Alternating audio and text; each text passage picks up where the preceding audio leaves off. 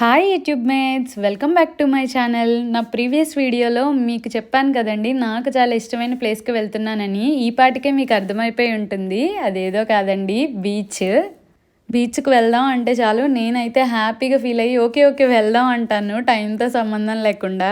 అదే మన ఇంటి దగ్గర అయితే నైట్ టైం బీచ్లోకి ఎలా ఉండదు కదండి, బట్ ఇక్కడ దుబాయ్లో అయితే 24 అవర్స్ బీచ్లోకి ఎలా ఉంటుంది. మనం నైట్ అయినా సరే వాటర్లోకి దిగచ్చు, వెళ్ళి ఎంజాయ్ చేయొచ్చు.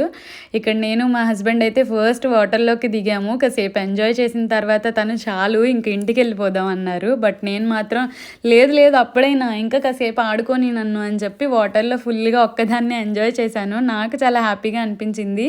అక్కడ దూరంగా కనిపిస్తుంది కదా ఎల్లో లైన్, అక్కడ డెప్త్ ఎక్కువ ఉంటుంది. సో అది క్రాస్ చేసి వెళ్ళకూడదు. మన సేఫ్టీకి వీళ్ళు చాలా ఇంపార్టెన్స్ ఇస్తారు.